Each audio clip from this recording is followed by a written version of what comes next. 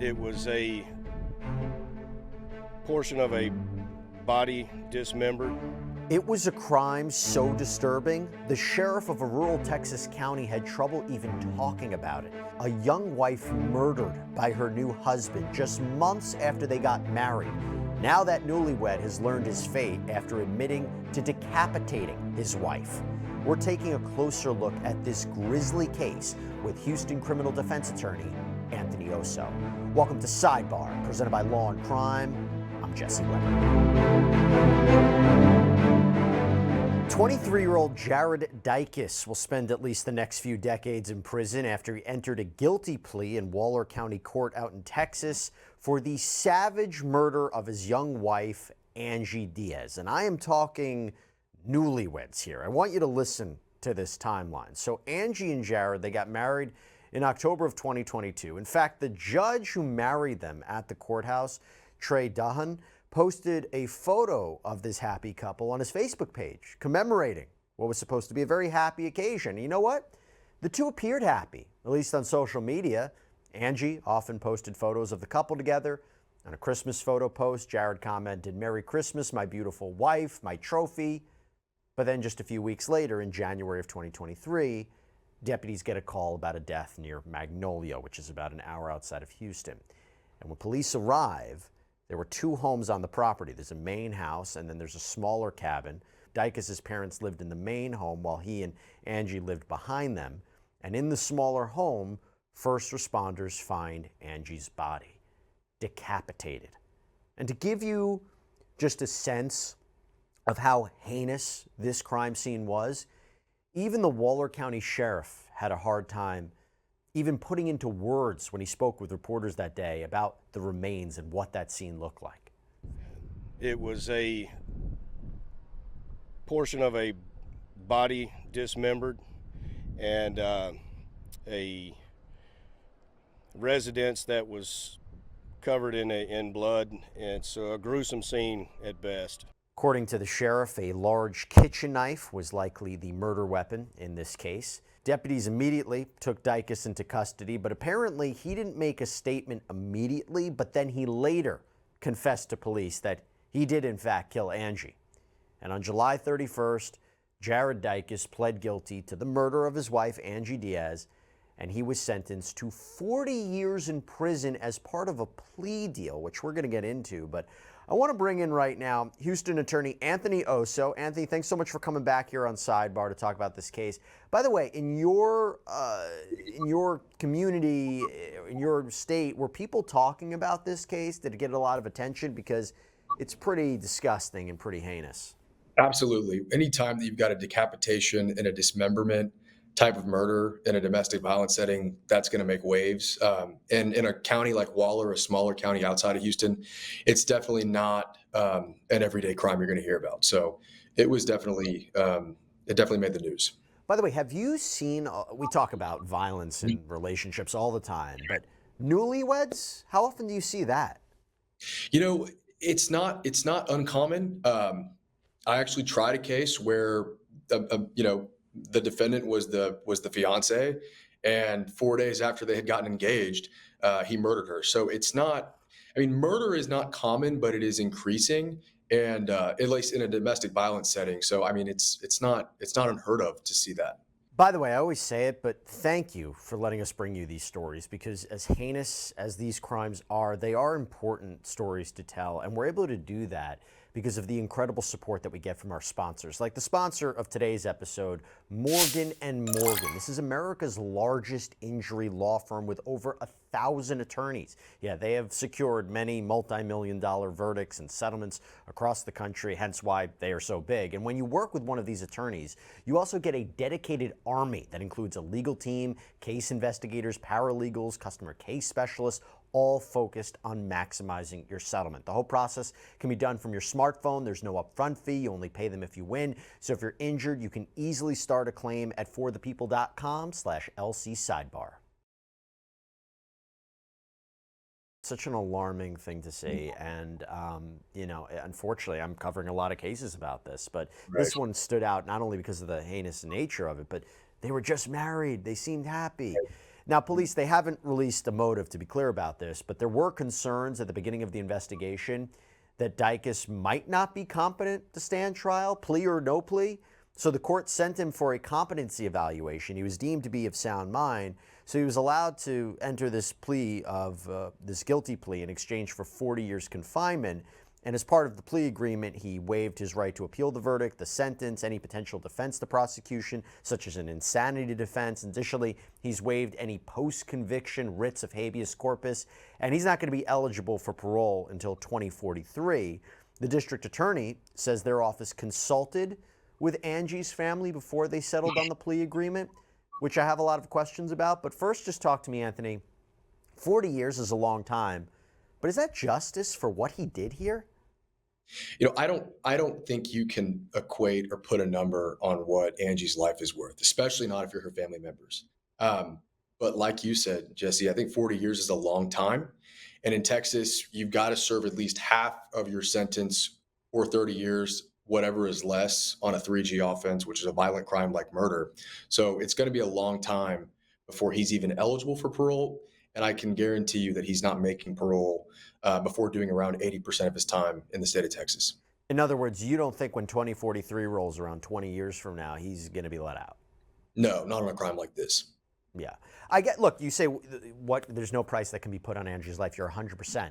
Some people would say life for life. He should spend the rest of his life in prison. He should never even have the opportunity to get out because he'd be in his 60s, right? He'd be in his 60s by the time he could get out, which is not something that Angie gets. She doesn't get a second shot at life.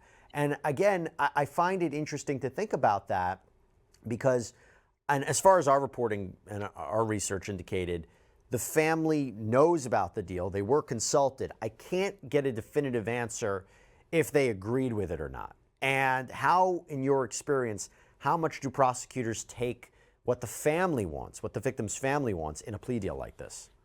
I think in a case like this, they're absolutely going to consider what the family says. They're also victims in this, but it's not the family's final say all. It's the prosecutor's job to look at the case and determine what the issues involved are. And anytime you're going to trial on a case, there's risk. Here you've got an admission, you've got him showing up at her place of work on surveillance video, and so it seems like it's an easy win for the state, but a good defense team could really draw out a possible insanity defense in this case. That is what I want to talk to you about, because aside from the fact of can we spare the time and expense of a trial? Can we spare Angie's family from having to listen to these gruesome details? Can we spare first responders and police from having to testify about what they saw? Can we spare a jury from having to see what would be incredibly gruesome photos and incredibly gruesome detail? I can understand why there's a plea, but the mental health defense, I wonder if that was a concern for prosecutors. And I want to table that for 1 second. We'll talk about it. Sure. But let me just focus a little bit on Angie, because what do we know about Angie? So the 21-year-old was originally from Nicaragua. She'd been in the United States for about 3 years. Her friend said she had been working 2 jobs. You know why? So that she could send money back to Nicaragua to pay for a relative's cancer treatment. That just kind of shows you what kind of person Angie was. Now, Angie worked at this local Hispanic butcher shop, which also seemed to serve food. It acted as a kind of convenience store. Now, unbelievably, the same day that Dicus killed Angie, he stopped by the shop where she worked. Surveillance video from the store shows him parking out front, walking inside, and grabbing a beer from the cooler. And according to the sheriff's office, he didn't pay for his beer. No, instead he walks out with the beer, starts to drink it in the parking lot. Again, after he murders Angie. And the police investigation revealed this was a short time after he killed Angie, but before his parents were alerted to what was going on. So I have to ask here, Anthony, if you're looking at this, this may be why prosecutors agreed to a deal. If he can just nonchalantly walk to her place of business, grab a beer, walk out, you could say it's incredibly chilling. It shows how cold and evil he is. Or you could say, my gosh, this shows that he's not in his right mind. And maybe prosecutors were concerned about the success of a mental health defense. What's your take? Absolutely. If I'm the defense attorney in this case, I'm going to hone in on the fact that he goes and gets a beer from the place she works and doesn't pay for it after. The law to prove insanity in the state of Texas is just showing that a defendant doesn't have recognition of the consequences of their actions. So when I'm trying murder cases and I'm worried about insanity, I want to see things like, did he clean the mess up? Did he try and hide the body? Things that show that he's trying to stay out of trouble. We don't have that here. We've got the defendant going to her place of work and stealing a beer, not even stealing a beer, just grabbing a beer out of the fridge and starting to drink it. It's not in line with someone that's worried about the consequences of their actions. But generally speaking, it would have been really, really tough, and you tell me in Texas especially, to mount a mental health defense, an insanity defense, right?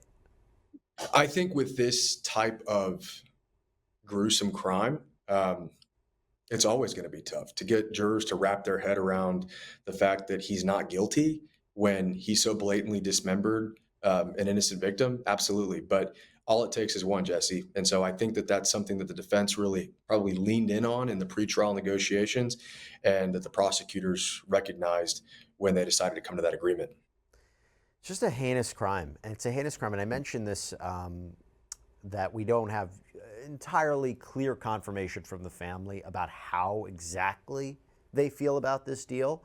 But I will tell you, one of Angie's aunts posted a tribute to this young woman on Facebook. And she said, and this was according to the site's English translation, quote, "I know many are waiting for what was said in court.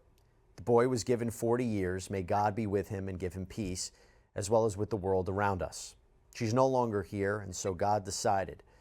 Today, I would like to say, as some say, I'm closing this chapter of my life, but I'll really continue to miss her." And you remember the judge who married Dicus and Angie? He actually posted on Facebook after this savage killing saying, quote, "I'm sure many of you have heard about an occurrence yesterday in the Oak Hollow area of Waller County where a young man was arrested and charged with murdering his wife. This involved a young couple that I married in October of 2022. During my short time with them, they were a very nice young people. As many of you know, I'm greatly saddened and shocked by the news of this tragic event, and my prayers are with the families. Out of respect for the families, I have taken down my photo with the couple and the post announcing their marriage, primarily due to the insensitive nature of some comments that were being made on that post." What do you make of that, Anthony? I mean, I think that inevitably there's a sense of guilt, but it's absolutely not his fault. And, you can't foresee things like this. I think it just goes to show that when you meet somebody, you really got to take the time to vet them out and make sure that it's someone that you want to spend the rest of your life with. But again, I don't think you can foresee this kind of behavior. And I don't know that there were any prior domestic violence situations in this case that would lead one to think that Dicus was capable of this heinous act. And I always say, for people who are on trial for the most heinous crime, murder, right? And there's the argument, oh, they have no criminal history and they've never done it. They have to start somewhere. And sometimes it's even the people you least expect who end up committing one of the worst crimes you can imagine. And here, this is what happened. And, as I listen to the words of her family, I have to say, Anthony, what do you even tell the family about how they can move on from this and how they can make sense of what happened here? Because I have to imagine any development in court is going to be difficult for them, but how does a family move on from a tragedy like this? It's extremely difficult. And what I would say to family members that have gone through something like this, or that went through things like this, or that, this is never going to remove all the pain or sadness you're going to feel, but it is, it's a closing of a chapter, and it's the starting process for you to move on. Anytime you've got an open court case, it just makes it really hard to continue through the grieving process. And so it's just one step in a lifelong process. Well, as we said, Dicus won't be eligible for parole until at least 2043. As we said, the Board of Pardons and Paroles would be in charge of determining whether he can get out, but as Anthony said, it seems very, very unlikely. Family can protest that too at the parole hearing. So I imagine they will. Oh, yeah. But Anthony Osso, thanks so much for coming on. I appreciate giving your perspective on, again, such a sad, sad case. Thanks for having me, Jesse. All right, everybody, that's all we have for you right now here on Sidebar. Thank you so much for joining us. And as always, please subscribe on Apple Podcasts, Spotify, YouTube, wherever you get your podcasts. I'm Jesse Weber. Speak to you next time.